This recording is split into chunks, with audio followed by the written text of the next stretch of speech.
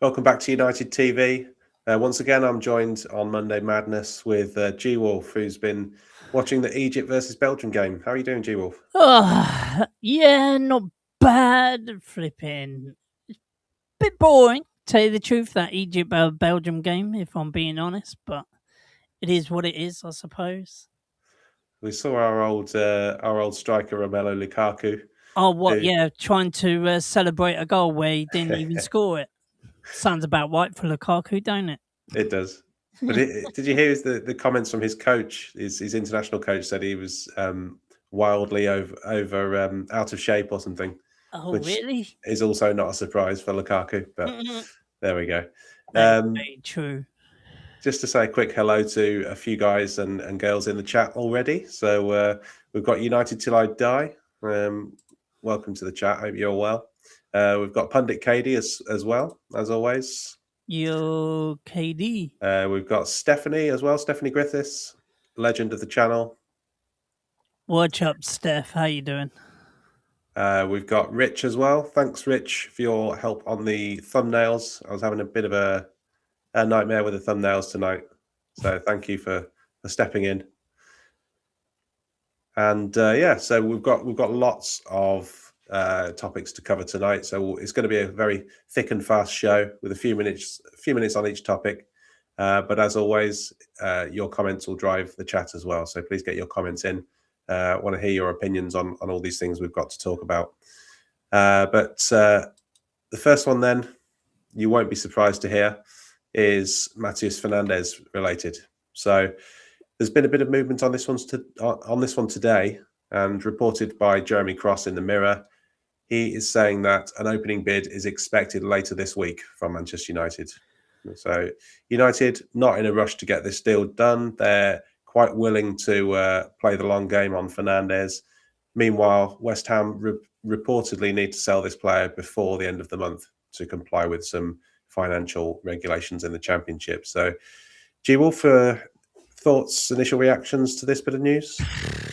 Tell you the truth, if the opening bid is coming in, surely we got to go in low, 50 million max. I would say it's the lowest offer that I would go for if we can, but that's with add-ons as well. But let's see if we can get him on the cheap. Obviously, West Ham want 8 million, but if we can get him for around about 50, 60, then why not take a punt on him? I haven't seen him do much, tell you the truth. Like everyone is saying to me how much of a brilliant player he is, but he's championship bound. Come on, guys. We shouldn't be paying 60 million for a player like this. Yeah, I thought the first half of the season, I thought it was pretty poor, actually, the first half of the season. I didn't think he was playing as well as he was at Southampton the season before when he was in the Premier League. But the second half of the season, I think he picked up, found his feet. Obviously, he's moved to a new club in West Ham, and there's been lots of turmoil there throughout the last probably 2 or 3 years, to be honest. So not the easiest environment to be going into. But I thought towards the end of last season, he was starting to show the kind of form that has attracted the likes of United and other such teams as well. But I agree with you, G Wolf. I would probably be looking at an opening bid of certainly below 55 million. Exactly. And work from there, because that valuation from West Ham is just it doesn't matter if they try and hold out for that, they're not going to get it done. So exactly, they're nuts if they think they're going to get 80 million for a championship player. I've never seen it before. I don't know if you have. I think the highest I think is normally around about 50 mil for a championship player, really. I've seen, but other than that, nah. It's all about the demand as well. Like, demand drives the market price, and exactly. Fernandes has come out and said, "I only want Manchester United." So the news that's been reported in the media this week is that Fernandes has ruled out moving to Paris Saint-Germain and Real Madrid. He's only interested in the Manchester United. So those teams are no longer interested. They've dropped out. So where's this 80 million coming from? Because it's not coming from us. Exactly. 100%. we've got United Till I Die in the chat says, even if we don't get Fernandes, you have BOUADDI, Lamine Camara, and Manu Kone. Look how BOUADDI is doing at the World Cup. You buy these lads, don't get knocked down by West Ham. We're going to cover BOUADDI later, but he's had a fine opening game in the World Cup, hasn't he? 100%. And I'll tell you what, wait until later, because people have been mentioning this guy and I hadn't seen him, and people are telling me how much of a brilliant player he was, but he's different. He's a different kettle of fish, and I was very surprised. Yeah, I've only actually seen him at international level. I've seen him before play for Morocco. I haven't seen him at club level, but certainly against Brazil yesterday, Casemiro got taken off at half time because I think he was just given the runaround by this boy. Yeah, exactly. Pundit Katie says, I just feel the Fernandes deal is a must. Ooh. And it reminds him of the Mbermo deal last summer. Yeah, I mean, we've talked in previous weeks, Katie, about the similarities between this summer and last summer. I think Rich as well on his show earlier, he said, it seems that we've got this figure in mind where we don't want to pay above X million for a player. That seems to be about 70 million, which was about how we operated last summer. So I think there's definitely similarities between the deals that we're doing in these windows. United Till I Die says Lee Kang and Somerville. I was talking about them before the hype. Now social media has exploded. Yeah, there's two players there, isn't there? Like, isn't Somerville supposed to be going? Is it to somewhere in Italy? I don't know. I think he is. I think he's touted to go. A load of Italy teams are looking at him, and Kang, never heard of him. Is he? Is that Paris Saint-Germain player? No, I think that's the left back, isn't it? That one. Is Lee Kang? I didn't see the South Korea match, but I think he was possibly the guy that came on and scored the winner. I might be wrong. So if you know in the chat, just let us know. But yeah, Somerville, I mean, that's a good example of a player that's gone down with West Ham, but we've seen what he can do, like individually, and also for the Netherlands as well. He had a very good game yesterday. So yeah, that was it is. So it is the Paris Saint-Germain player. It is it? Okay. Yeah, it's the forward. You got lots of Lees and G's in the South Korean exactly. Team. Trying to figure out which one it is. Kate Cadet, good to see you, Kate Cadet. Hope you're well. He says it's a good signing if we sign Fernandes, but it's nothing exciting. Yeah, I think you often find with these deals, like particularly if it's not a glamorous name to begin with, it's like after a few weeks of just hearing the same name over and over, it starts to get a little tedious. Yeah, but once that pen is on the paper and we've signed him, and there'll be just excitement then until the first time we see him in the United shirt. I'm sure it will. Exactly. Yeah, Katie says Somerville got a cracking goal during the World Cup. Yeah, Somerville, I thought he was excellent actually, and playing in probably more of a right wing back position. It looked like, I'm not sure what formation the Netherlands were playing, but he looked like he was like furthest back on the right hand side. So I assume he was at wing back, but certainly looked a threat. Tell you the truth, I didn't even watch the Netherlands game, so I don't. I knew that it was 1-1, but I didn't know who the scores were. Yeah, it was quite a good game. I watched most of it. I didn't see the final, maybe 15 minutes. But they're both good teams, I thought. Both good teams. Who was it? Who was the Netherlands playing? Japan. Ah, right. Yeah. Katie says the hammer's complicating things unnecessarily. Well, I think we've got to remember as well that David Sullivan has stepped down as West Ham chairman as well. So there's been some turmoil behind the scenes at West Ham, which is not helping this transfer really, while they're trying to organise themselves internally. But the rumours are that they need to get the deal done to bring in excess of 100 million before the end of June. Apparently, they restruck. I think someone said in one of my watch-alongs that they restructured they restructured their deal with that, and they've got more time to pay for it or something. I don't know how true that is, by the way. I'm sure I read it in one of my streams over the last couple of days.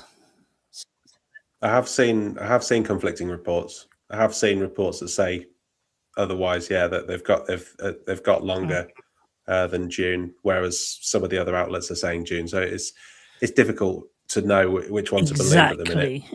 Exactly. United Till I Die says, honestly, we should look at some of the Korean and Japanese players. They have some gems, which Japan have certainly got some excellent players. Doan looks like a decent player. Nakamura, he looks good. I'll tell you what, that gun and Doak I quite like as well. He looked like an amazing player. He looked like an amazing player the other day. Was that the kid with the bright hair? I think his. Who was it? It was that. It was the one that I did a stream on the other night. It might be the one I was talking about. I might have just got his name wrong. I thought it was Doan, or was it Doak? Gun and Doak. Is it Gun and Doak or something like that? Let us know, guys, if it was the one that they were facing. Was it Scotland? They played Netherlands in the World Cup. They had a warm-up game though. What was the one they played? No, the one because they played England, didn't they? The one that I saw. I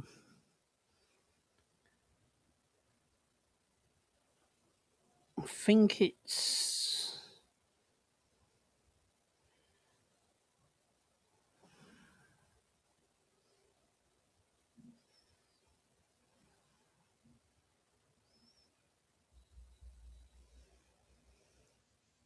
Pick up Neil. Hope you're well, Neil. I'm sure it was.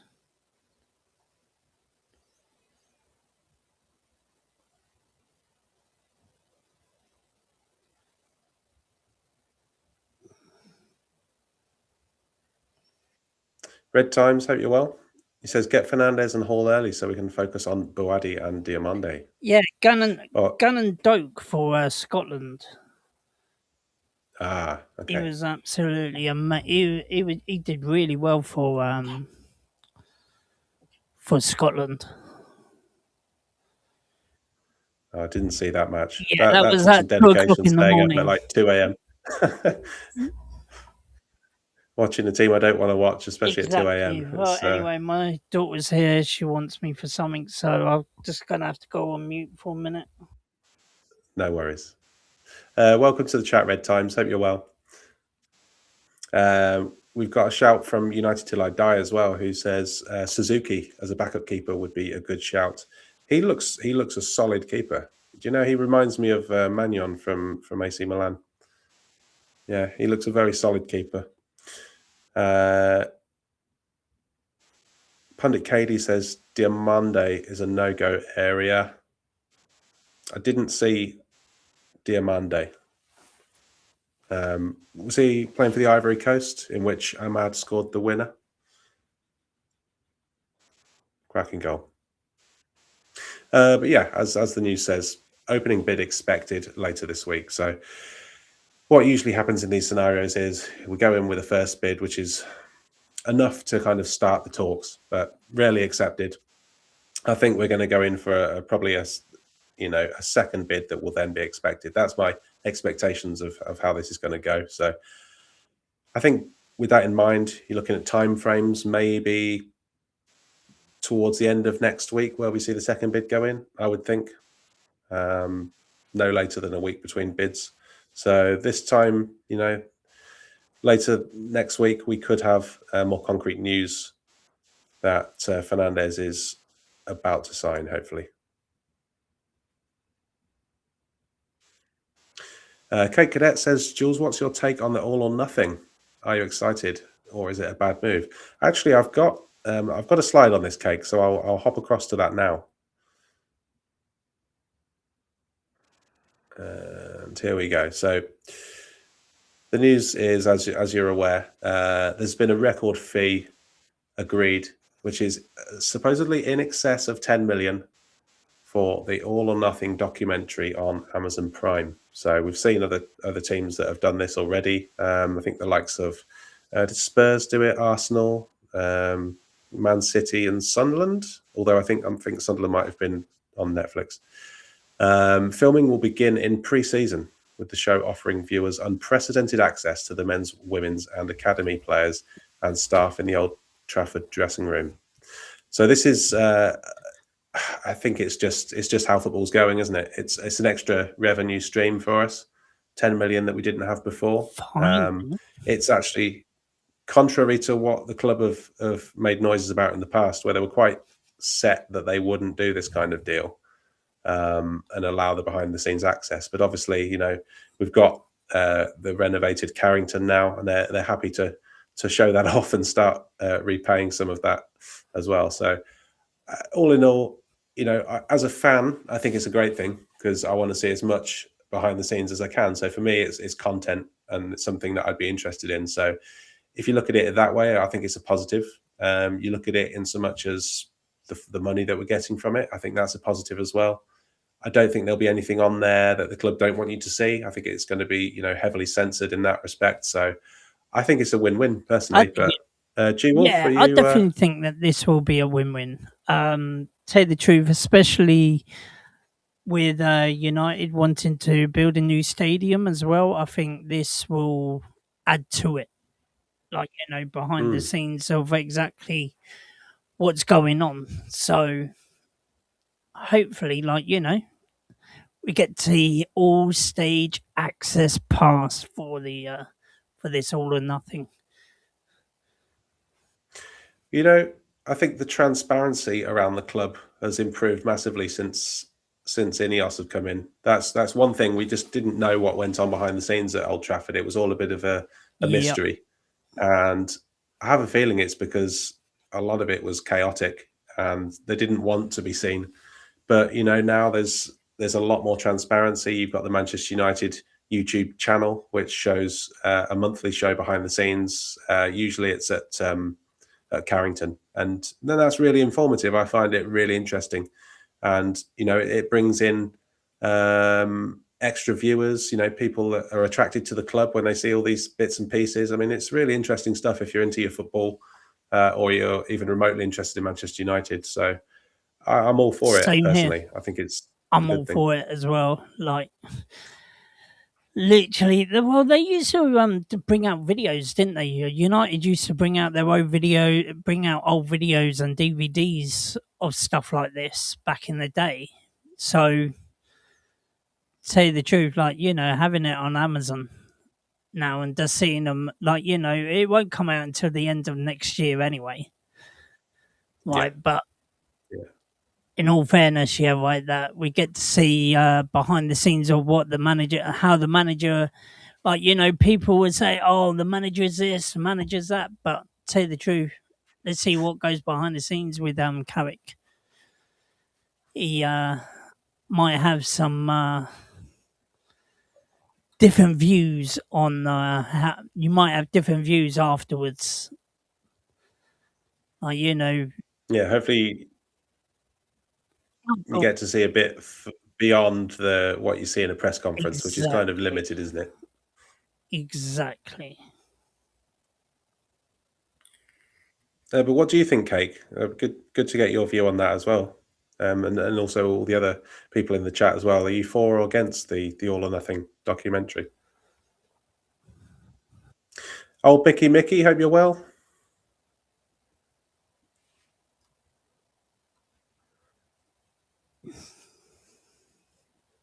Good old Mickey.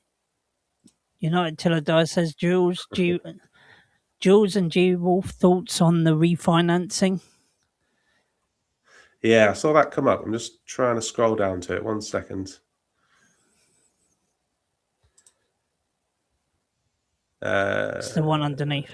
Where is it? There we go. Sorry, my chat's lagging a bit, so you have to bear with me. There we go. Thoughts on the refinancing. So I don't know the ins and outs, but my understanding is we've refinanced the debt. I think we've taken on more debt as a result. But I don't know the ins and outs. I haven't kept up to date with this story. Have you got any insight into this, G Wolf? Do you know what? I really haven't got a clue. I did see somewhere that we did some refinance. So old Mickey says we owe more as well. They borrowed more, 420 mil to 500 mil. Oh wow. And also, like, what's the need for the extra debt that we've taken on? Is it just to restructure the existing debt, or is it to pay for something? They allocated funds to pay him. It's not like we paid Ruben Amorim, and entirely it was a contract severance likened to wages monthly. Haven't got a clue. All firms restructured the debt, repayments, and all that. It's normal. Yeah, I think it is normal, isn't it? So the interest has gone from 3.4 to 5. Oh wow. Yeah, I think interest rates, this could be a preemptive measure, maybe to secure the interest at a certain rate, based on forecasts. I don't know. I haven't looked at the forecasted interest rates recently, but if this is to secure a 5% interest for the longer term and make us less vulnerable to spikes in interest rate, then I guess you've just got to go with their expertise on this one. But United Till I Die says they're banking on the stadium. Probably are, to be honest. Yeah, the comment I saw a minute ago was on Amrim, so I'll jump back to that one.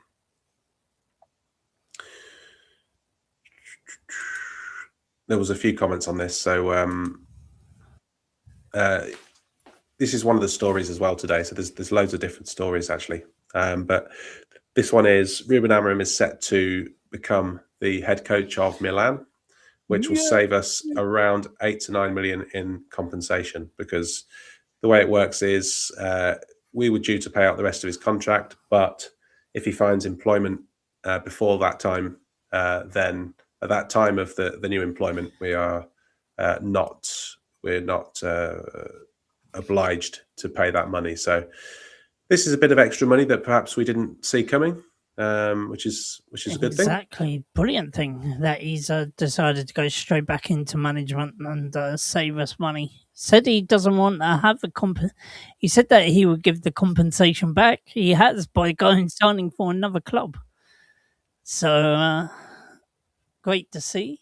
Oh, you are still here. Yeah. You just left. I thought I was on my own for a little while. I could still hear you. Oh, good. Yeah, it was playing up. But yeah, it's just great that Amorim is going to become the new head coach. Not a manager. He's not the new manager of Milan. He's head coach. But I wonder if he's going to have a meltdown with that over in Milan than he did with us. Well, hopefully he doesn't punch any walls too hard in the San Siro, because otherwise it might fall down. No, it might do, and also breaking TVs as well.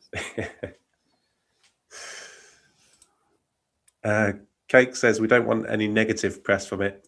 I mean, if we're 16th again, it's not going to be good. Yeah, I mean, I think if we finish like 15th, 16th again, then it'll probably be more of a comedy than a documentary, to be honest.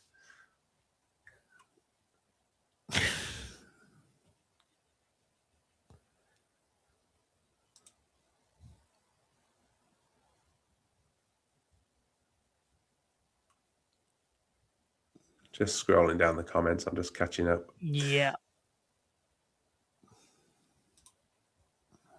Yeah, we keep having to take on more debt, whereas Apple can clear theirs. Yeah, I mean, every business has got a different structure to their debts. You know, I'm not sure what the long term goal is.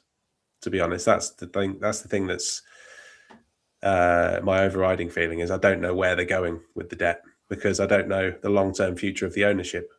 And I suppose until that's sorted out, until such time as Ineos either take full control of the club or take majority control of the club, I don't see that debt going anywhere personally. So basically, that 16 million payoff, we was restructuring it where we was paying him monthly. So we've already paid him a few months already. So, and we had another 8 million, to in compensation from now. So because he's joining AC Milan, that 8 million is saved, is what we're saying. So altogether, it was a 16 million, supposed to be a 16 million payoff, but because we're going to be paying him on a monthly basis, that 16 million now is. It's the way it's been done. Like we're not legal experts, but the way it was done was that you couldn't basically have that income as well as a new income from his new club at the same time. I think in other cases it's worked differently. I think Di Matteo, for instance, that one was done very differently, where he was basically given like five was it 4 or 5 years he got, and then he just sat on it. He didn't go out and seek other work. But the way this was done was, he was basically had to be shown to be trying to find new employment. It's not like a cash cow where he could just take the Exactly. 18 million or whatever it was and then just do nothing. Exactly. But some of the other stories we've got today, there's this one which is about BOUADDI, who's the hot topic this week for obvious reasons from that performance against Brazil. And the story is, and this is from Football Fancast, so you can probably take this with a pinch of salt. It's not the most reliable source out there.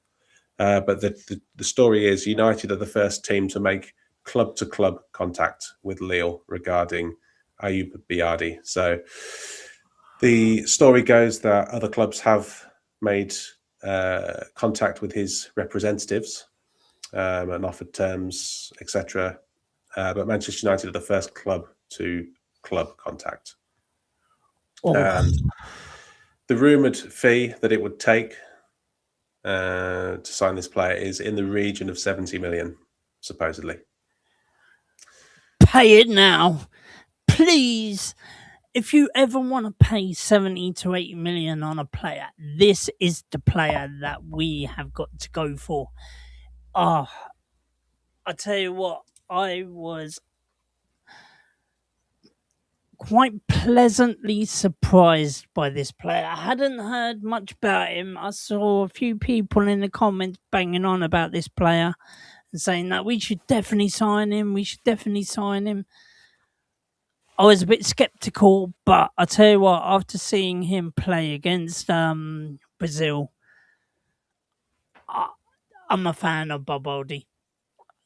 But BOUADDI, I'm a fan. I want to sign him. I think he could be better than Elliot Anderson. He could be better. He's definitely better than Mateus Fernandes. This is the sort of player that sort of excites me, guys. And yeah, Come on, United, get your finger out and just sign him. You make club to club contact, just pay the money, just say, look, 70 million, there you go. Get the deal done. Have you noticed the fee? So, I mean, I think at the end of the season that's just gone, we were talking about BOUADDI, and the figures being talked about then were, anywhere between 35 and 45, maybe 50. And then he's had a good game at the World Cup, and all of a sudden the expectation is that it would start at 70. Exactly. But no doubting he's a terrific talent. I mean, 18 years old as well. Bossed Casemiro in that match. Casemiro came off at halftime with his inhaler, I think. He made Casemiro look like a fool. But, looking at the type of player he is as well, he's someone that dictates the ball. He has, I think the commentator actually mentioned something that was quite interesting. He said he reminds him of Guendouzi, probably a more talented version of Guendouzi, but that type of player. And yeah, he's very exciting player, and loads of potential there. At 18 years old, to put in a performance like that in the first game of a World Cup is astonishing, really. Think of it, him and also Mazraoui. I'll tell you what. Yeah, Mazraoui had a great game as well. He really did, and I'll tell you what, him with Mazraoui, and if Mazraoui has a really good, if he has a really good World Cup, I can see him having a fantastic, be fantastic in the Premier League as well. And these two literally are, why not? Come on, just sign him, United. Just sign him. We need it. We need that player. I'll tell you what, if we get BOUADDI, he will literally revamp our whole midfield. Can you imagine trying to get possession off BOUADDI and Mainu? You'd never get the ball back, would you? Exactly. Lucky Singh, hope you're well. He says, go and get Championship gem Shay Charles. Nah, go and get BOUADDI. Simple as. Maybe we can get both. Maybe if we can get one of them. If we can get Shay Charles for for 5 million. United Till I Die says Sangare and BOUADDI with Edison, and your midfield is sorted. I think we only need one of them. Just get BOUADDI. Simple as. Literally, I'm loving. The more I'll tell you what, I cannot sing this guy's hymns, giving full praise. After one game, people were mentioning him, and after one game, after 90 minutes, I'm sold. Just get him. Now watch, he's going to have a really piss poor game in the next one, isn't he? Wasn't there that YouTube highlight of Amrabat chasing down Mbappe and winning the ball back? Oh, yeah. Oh, dear. United Till I Die says Prem Proven is a myth, and he stands by it. I think there's some substance to it, because we knew, for instance, that Cunha and Mbeumo, we knew what we were going to get. So you've got that yardstick of security in any transfer that you bring in has its, jeopardy. Mm. But Cunha and Mbeumo, you thought they're safe bets. You knew that they were going to come in and do the job. I think it's more of an unknown with players from overseas. BOUADDI could come in and be amazing. He could be excellent. Exactly. But there's also the possibility he may be not strong enough for the Premier League, or he's not quick enough, or whatever the reason is. There could be many more reasons, but there's just more unknowns. It's not to say that a player coming in can't cut the mustard, or they're not going to be up to it, but it's just that element of the unknown. But that makes it exciting as well. I always said years ago, my favourite signings were the ones you'd never heard of. Like Chicharito was a classic one. Exactly. Ronaldo. when he came in as well. Yeah. Not much was known about him. No, but like, tell you the truth, it was like our main target for that when we got Ronaldo. Our main target was Nani in Mm. that transfer window, right? But the only thing is, when we played against us, I remember Rio Ferdinand talks about it a lot, and he said, yeah, right, that when Ronaldo came on and played up against and played against him, and the rest of the defenders were like, went to the manager, went to Alex Ferguson and said, no, go and get Ronaldo. Literally, he's a terrific player. We need to go. You need to get him. You need him. Literally, he's quick. He was causing nothing but problems, boss. And literally, we brokered a deal with for Ronaldo as well. So we got Nani and Ronaldo. And then look who had the better. Look who had the better. The look who the better player was out of the two. Yeah, Nani, he ended up, Ronaldo ended up, a much better player. Nani was almost in his shadow, wasn't he? And then he had that one season after Ronaldo left, I think was Nani's best season. Yep. But then he couldn't maintain that level after that. No, unfortunately, he couldn't.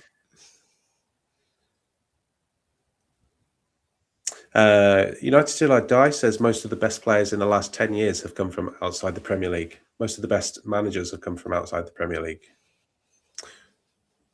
You'd have to say there's going to be loads of examples of that. There's going to be loads of examples, like the best foreign import into the Premier League. There's hundreds that you could cite over the years. Cake says BOUADDI looks like a talented kid. I'd definitely go for him if I was Carrick. What are we thinking about? So the age profile, BOUADDI at 18. Does that raise any concerns? No way. That it's too young? Literally 18 years old. It looks like that he's been playing football. Like, just the way that he dictates play. It's like he's been playing. Like, he's 18 years old, but he's got a 25, 26-year-old head.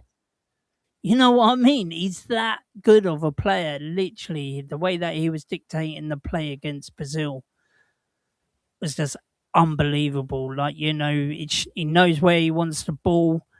He knows what he wants to do with the ball. He had Casemiro in his shot. Like, literally, he had Casemiro running in circles. He was literally chasing ghosts. So, tell the truth, if he can do that for Casemiro, if he can do that to Casemiro, if he was in our team now, whew, think about what he can do in a few years' time. And he'll be a lot older and he could do a hell of a lot more. So, tell the truth, BOUADDI, his literally, the sky's the limit if he comes to United. And we don't have to worry about our midfield for another 10 years. So I would definitely say sign BOUADDI. United Till I Die also says PSG midfield comprises of players from outside their league. I mean, you look at the players they've brought in. So there was João Neves from the Portuguese league. Vitinha, who he was at Wolves, wasn't he? And then he struggled at Wolves. Although I think he was on loan from Porto, so another one from the Portuguese league as well. And who else is in their midfield? No, not Ruiz. It's Fabian Ruiz. Yeah, and he was from La Liga, I think. He had a poor game though today. Yeah, I'm not his biggest fan actually. Oh, fair enough. I didn't really rate it. I didn't really rate him today. I thought he was piss poor in the Spain game. But I tell you what, something else about BOUADDI. Like, does people? I take it people as because of I think it was someone in my in the watch along earlier saying about Boadi what he does in his spare time, and he does maths in his spare time. So, tell you the truth, and he's got. Someone said that he's got a high IQ of 160. It's pretty Wow. impressive. So, He'll need that maths to count all the money he's going to be getting in the next few years, won't he? I'll tell you what. Please, United, just sign him. We need him. I want him. I want that one. Big up Vril as well. Good to see you in the chat, Vril. He says, United till I die. Absolutely. I'd love it if we get one of Hackney or Charles on the cheap. And they'd be happy to hop on from the bench with 20 minutes to go in the Champions League.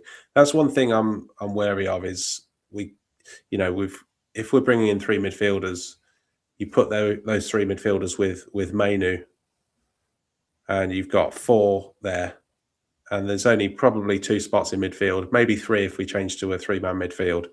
But I'm just wary we can't have like three or four Galactico style midfielders. There's got to be a blend there of youth and experience, and also the likes of Jack and Tyler Fletcher as well. We've got to. Hopefully, we're going to see a few more minutes of them next season as well. So definitely, I definitely think that we will see. Definitely, Tyler Fletcher. We'd definitely see. I don't know about Jack. How his progression is going, but hopefully, we'd definitely see Tyler.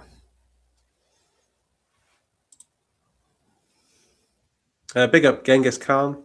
He says, who's the source saying we've been in contact with Lille? Are they credible? Well, it's Football Fancast, Genghis. This is a news aggregator. So you can put this lower down the tier of credible journalism, to be honest, but we're just reporting what's out there. I'd like to see this from a better source, in all honesty. Well, I thought I did see something from Sky Sports as well in the transfer thingy as well about this. So possibly. Tell you the truth, it's up to you if you trust Sky Sports or not. But I'm pretty. Well, yeah. Like I'm pretty sure Sky Sports have reported this as well that United have made first team to team club to club contact with Boouaddi, and if it is true, we could see Boouaddi coming to United, and I would just absolutely love it. I would love it if we can get him. 15 years ago, you'd flick on Sky Sports News, and that would be your source of news, exactly. Wouldn't it? That would be none of this social media lark like we get now. That would be your Bible. Exactly. But one of the other stories out there today is that Fulham have supposedly set a price for bids for Anthony Robinson, the 28-year-old left back. And this is from the Mirror as well, who were the reporters of the news that we covered on Fernandes earlier. And Anthony Robinson, we've been interested in him for a couple of years. I think we've been looking at him. He's also one of those players in the World Cup. He's in the United States squad, isn't he, Anthony Robinson? Any thoughts on this one? He's obviously a bit of a cheaper deal. As supposedly left back is not as high a priority as other areas in the field. So it may be that if those other midfield targets are looking like they're going to be costing a bit more, then this is an alternative to Lewis Hall at a slightly cheaper price. But what do you think about Anthony Robinson? Like Anthony for this price? I do like Anthony Robinson as a cheaper option, but for me, I would just love Lewis Hall. But if we can't get him, then Andy Robertson will be the next one down. But let's not forget, guys. We bought a Paraguayan last summer in Lyon. So, and he's still young. So he might make a few more appearances next season. So let's see. We might this as we as as Jules said, the left back might not be the main priority this season. Like, tell you the truth, there's other areas that we need to concentrate on. We need a new striker. We need three midfielders. Considering if we're selling Ugarte, getting rid of Casemiro, so those are the priority. Plus, also, we need a backup goalkeeper. Vitek, he might not want to be second best to the men's, who's going to be taking over the role of goalkeeper for the next 10 to 12 years, or even longer. Depends how long he goes for. So Vitek might not want to play second fiddle to Lemens. So if he goes, then we need to get another one in. There's a few stories out there over the last few days that Vitek is someone we're going to be moving on in the summer, just because he's effectively too good to be or too ambitious to be a second choice goalkeeper behind Lemens, and someone that we can get a decent fee for because he had an excellent season in the Championship. Yeah. And if we can put something in there where there's a buyback option, something like that, or a sell-on option at the very least, then if we can sell him for maybe 15 million, that would be good. Maybe even a bit more, with one of those additional clauses in there as well. That would be good business, I think. Didn't Vitek sign a new contract before he signed the loan move to Bristol? I'm not sure. Pretty sure he did. So if that's the case, and he doesn't want to play second fiddle to Lemens, we could get round about the 30 million mark for him, United Till I Die. So United Till I Die says Robinson also crosses and carries more than Hall as well. I think Hall carries quite well as well. But I did see a stat that he didn't make many crosses last season. But I've seen him live, and he's a player that he does have a good cross on him when the opportunity's there. So I don't know whether that's a tactical decision or not. But certainly the season before last season, we saw a lot more crossing from Lewis Hall. Genghis says Diego Leon looks miles off it. He was part of the Paraguay team, wasn't he, that lost the other day? I didn't see any of that match. I heard he had an okay game. I heard but I don't think his team played well. Who scored for the Paraguay, by the way? I don't remember. I don't think it was anyone I've heard of. Let's have a look. But I think they lost. Was it 4-1? Paraguay lost? Yeah, 4-1. Mauricio. And maybe they're a bit of a surprise package because it was USA they were playing, weren't they? And they've been one of the stronger teams so far. Genghis says, if United sign Shay Charles, I'm giving up. Well, if they're signing his brother Ray Charles, then our midfield is going to be blind. I was going to say, I hope it's not Ray Charles.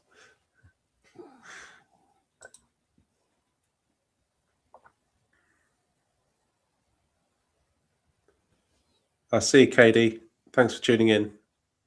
Take it easy, KD. Take it easy, KD. Yeah, for me, like 28 million. I don't know when Anthony Robinson's birthday is, but 28 years old. You've probably got, three, maybe 4 seasons out of him there as a first teamer. That's if he can displace Luke Shaw. Surely he can. So you're probably looking at replace Luke Shaw. Literally, Luke Shaw is normally injured half of the season anyway, all throughout the season. So, he only comes good. Like Luke Shaw only comes good when it's World Cup. Look at it's the first time Luke Shaw has played 38 games in a season, and tell you the truth, he didn't get into the World Cup. So let's see if he can go for another 38 games uninjured. Bet you he won't. I'm not sure I see this Robinson one. I think if we're going to bring in an experienced player, he's going to be someone that's played in the Champions League or for a club of a bigger stature than Fulham. I don't see the benefit of Robinson's a good player, don't get me wrong. But I think if you're going to go for that age profile, I think you would bring in someone with a higher level of experience. So I'm not sure. I'm not sure about this one, unless there's no money there to get Lewis Hall, in which case maybe you do look at cheaper targets. But yeah, I don't know.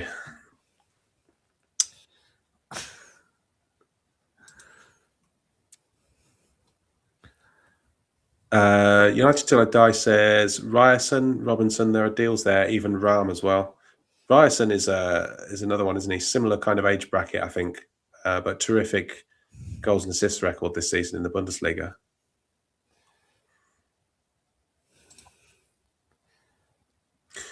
Cake says, if we get a left back in, what's going to happen with our front three? Does Dorgu get in at left wing? Does he move to the right wing and we play Mbermo as striker? I think there's just lots of options. That could be a really good option, having Mbumo as a second striker. Yeah. And then having Dorgu on the left wing. I think that Dorgu's been doing bits since he's changed his position to left wing. Me personally, look how many goals he's scored. Doesn't know how to set them up, but he certainly knows how to put them away. And also, Lucky Singh is actually reminding me of a pundit where he says, I don't want 18-year-olds. Don't want 18-year-old kids. It's reminding me of a famous phrase from a pundit. Alan Hansen. Yeah, that you don't. You're not going to win anything with kids. And then what did Man United go and do? And you're saying that you don't want 18-year-old kids to come and play for a football team? Remember the name. Yeah, I like I just like the options we've got in attack next season. Same here. I think Mbermo works well as a second option up front because I think he offers something different to Sesko.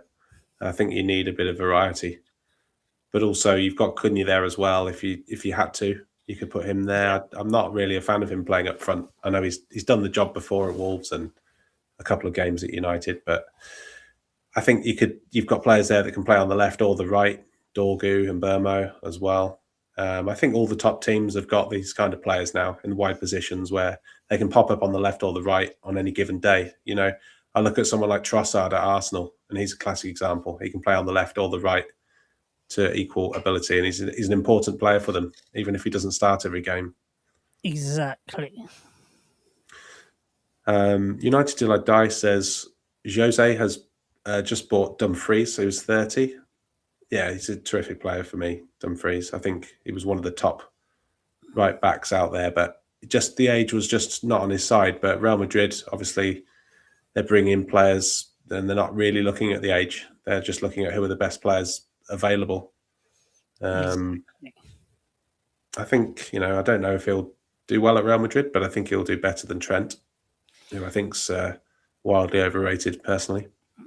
Same here, but I think Trent will more go into the central area, though. I think he'll go into like a central midfield area. Yeah, he could do. He played there for England. I wasn't a fan of him when he played in the last tournament there for England. I've got to say, no. But he's also played there for Liverpool as well, hasn't he, Trent? Yeah, and he did it better there. Yeah. Yeah.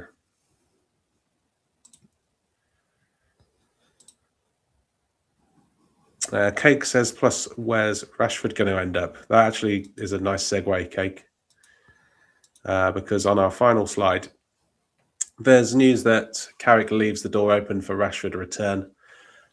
It's a bit of an opinion piece, to be honest. It's a bit of a misleading article that I read. Well, there's actually a few articles talking about this.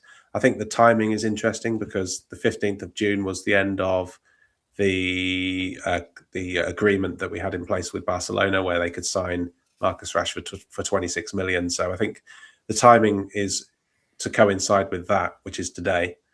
Yep. Where's he going to end up? I think it's away from Manchester United. I don't think there's any hope of a return there, personally. What do you think? Me personally, I don't want it to. But if Carrick's going to bring him in, it's going to take a lot. He is going to have to play his arse off for at least half a season or the full season and score loads of goals and create and not piss around. Because I tell you what, if he let's say if he does come back, I don't want him back, me personally, but I will support him because of he's a Manchester United, he'll be a Man United player. But overall, I think Rashford is going to go. Me personally, I think Rashford is probably going to is going to get a move to a Bayern Munich or somewhere like that. You never know; he might go over to AC Milan. You know, go and join his old buddy Amorim. Go and join his old buddy Amorim over there. That would be hilarious, wouldn't it? It would be, wouldn't it? Like, he doesn't come and play for Man United, but then he goes and joins AC Milan.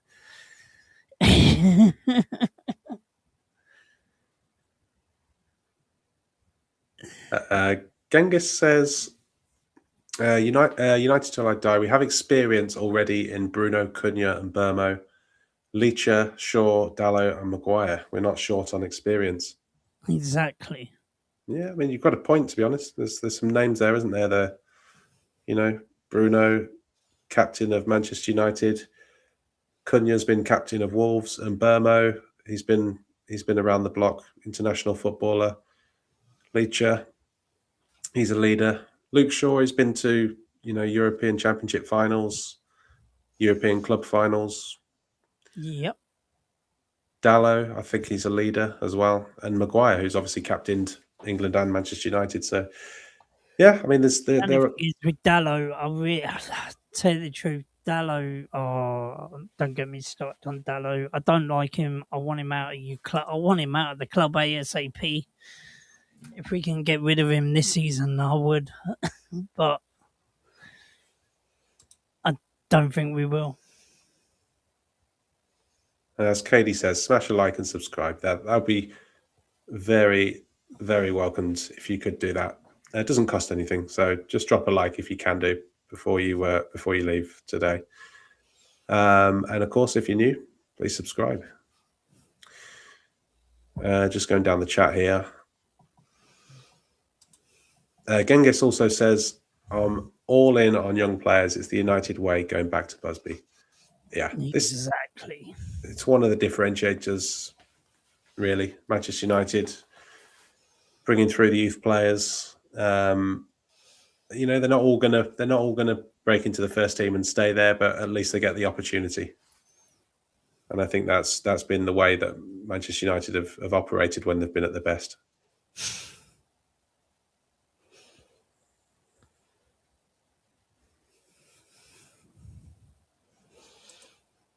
Lucky saying Rashford going to Bayern Munich for 30 million. I saw that by old Mickey. Yeah, Mickey has got a point. He says the class of '92 had class around them. They didn't win it on their own, that is in an ideal world you would have all those experienced heads around. That team had the likes of Cantona, Robson towards the end of his career, Brian McClare, Mark Hughes, Paul Ince, Pallister, Bruce. there were lots of players there to support the likes of Yeah, Gary Neville, Phil Schmeichel Neville, Nicky Butt, as well. Giggs. Yeah, Schmeichel as well. Yeah, of course. Yeah. Dennis Irwin. But the only thing is, if it weren't for David Beckham, Ryan Giggs, Gary Neville, Paul Scholes, Nicky Butt, what other ones can I say? Like, if they weren't in the team, where would we have finished? And also, would Alex Ferguson kept his job at the end of it? This is also the conveyor belt of the opportunity given to the youngsters, because it didn't stop there, did it? It's like when that crop came through and had established themselves in the team, you then had the likes of Wes Brown coming through, John O'Shea coming through. You then had Darren Fletcher coming through after that, and so on and so on. If you can get that conveyor belt of talent coming through, then those youngsters, all of a sudden, they become the experience heads, and it's like a hamster wheel, isn't it, of just developing and then talent. We stopped doing it, and then we stopped. Since Ineos took over, that's it. We stopped. But now, no, not Ineos. I meant the Glazers. Sorry, when Glazers took over, it stopped. And now where Ineos is back, now that's what they want to try and do. They want to try and bring in youth players, more youth players. United Slide Die says we either move forward or we regress by bringing back old players. And KD is doubtful that Rashford will come back as well. I don't think he will come back. Me personally, I don't want him back, and I don't think he will. But say that if he did, if Carrick is what he's saying, if Carrick is saying that he does want to come back and has opened the door for a return for Rashford, then I would say he's got to take at least half of the season to get us fans back on side with him.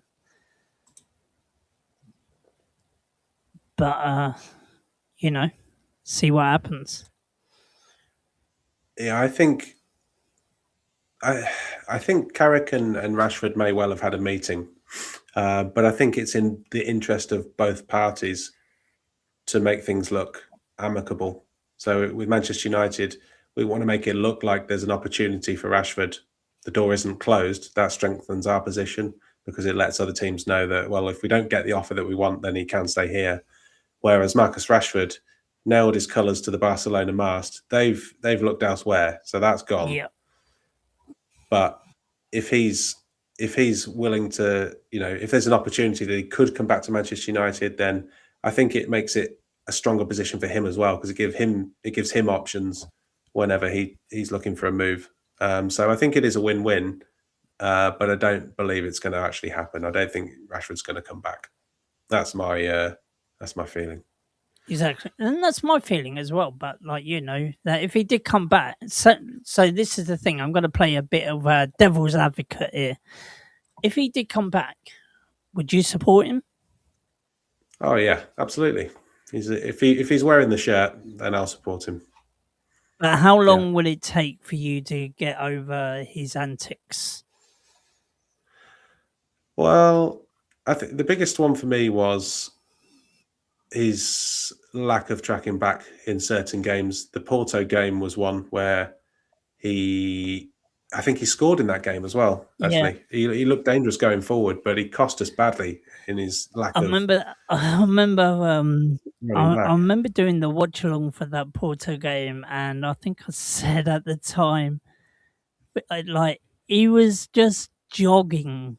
Not even jogging, he was not walking, even that, yeah. And it was like, where is the fucking effort, Rashford? There was no effort from Rashford tracking back whatsoever. And he thought he could do a Ronaldo and not track back. But then you saw on the other side, right, I think it was Garnacho. And he was just kept on tracking back. And it's like, dude, you need to be like him. Yeah, I remember that. Big up to Mr. B as well. Hope you're well. We've got another couple of minutes, so any final questions you want to get in the chat, drop them in, and then we'll aim to answer those. Just catching up with these comments, see if I've missed anything. Genghis says, Newcastle game, Rashford was an absolute embarrassment to the shirt. Do you know what? I can't remember that game. It's where we lost 3-0. Oh, the Carabao Cup game. I think that's the game that he's talking about. I was at that game and it was absolutely dire. It was terrible.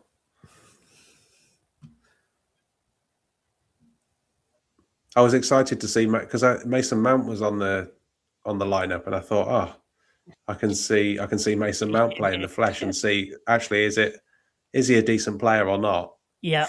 And he just passed the ball sideways. He was the least creative midfielder I've ever seen. Oh dear. But it wasn't his fault. Martial played that game, I think, and he was terrible. See, that's the thing about Rashford with his off the field antics. It's like I remember in the it was a Man City game and we lost that game, and then the next day you see the newspaper and he's out drinking, he's out clubbing, and it's like, what a heavy defeat, and you're out clubbing and chilling with your mates. Like, what the fuck, bro? Literally, head down. Keep your head down. Like, literally, embarrassment. And he didn't. He was out clubbing until about 4 a.m. apparently. It's just about reading the room. There's nothing wrong with letting your hair down. But don't get pictured doing it. Just do it at home or go to somewhere private. I think when you're doing that kind of thing in the public, it's even if you weren't drinking, it's just not a good look for a footballer. And rightly or wrongly, that's just how it is, I think. Mm-hmm. Genghis says the Belfast incident is the only half of the story regarding Rashford. Lots have been kept quiet about his conduct. Yeah, I think there's like remarks that people have made without coming out with the full story, but it sounds like there are some stories that we don't know about. Perhaps I think that's not the first time I've heard that. Yeah, same here.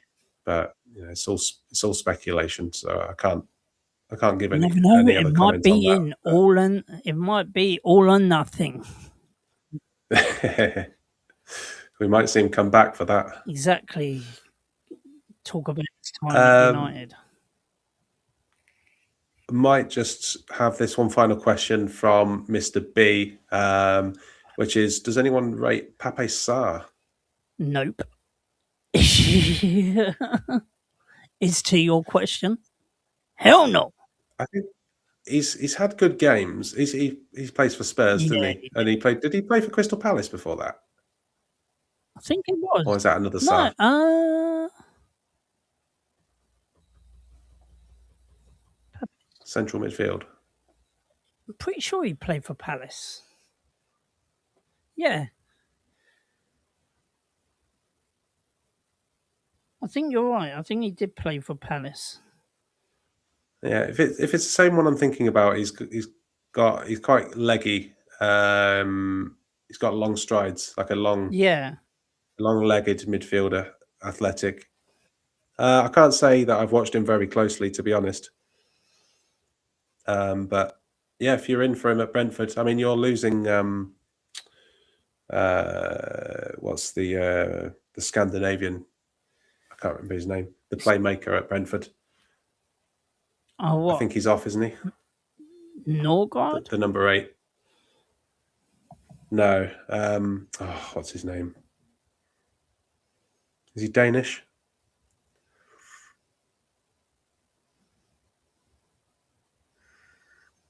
His name's completely escaped me. But I think he might be leaving Brentford. So, yeah, could be a replacement there. And Stephanie says, is Pape Sarr Edwin's cousin. If only. If only. But G Wolf, thanks for joining tonight, as usual. It's been a slightly shorter show tonight because of the football and because G Wolf has done about 60 hours of streaming this week. So we'll give him a rest. And I've got more to do tomorrow. What games have you got on tomorrow, G Wolf? So tomorrow,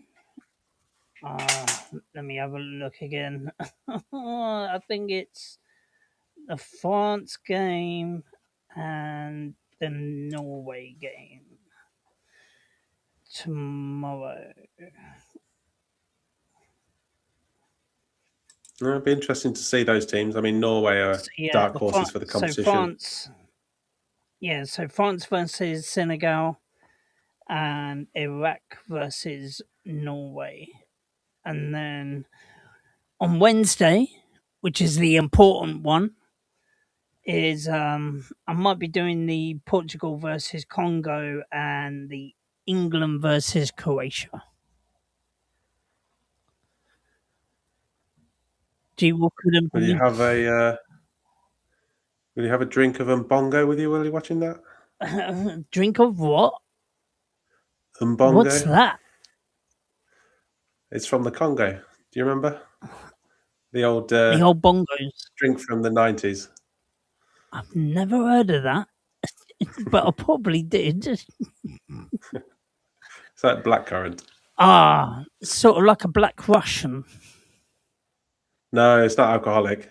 No, well, I hope not anyway, because it was kids used to drink it. Yeah. No, I don't remember that at all, dude. I'll have to send you a picture. Please do. But thanks to everyone that's contributed in the chat tonight. We've had Mr. B right at the end there. We've had Lucky Singh, Stephanie Griffith. We've had Rich. We've had Genghis Khan, United Till I Die. Lots of comments from you throughout the show. So thank you very much for those. Vril as well. Just scrolling up, see if I've forgotten anyone. There's been a few others towards the beginning of the stream. Pundit Katie, of course, as well. Lucky Singh, the Cake Cadet. So thank you, everyone. Much love, everyone. Please. And also Mrs. Wolf as well. I did see her comment, by the way. So if you didn't think I didn't read it out, I did. I did see it. Much love, Mrs. Wolf, and have a good day at work. Have a good night at work. Yeah, special shout out to Mrs. G Wolf as well. But until tomorrow, we'll see you again. And thank you for tuning in. See you later, guys.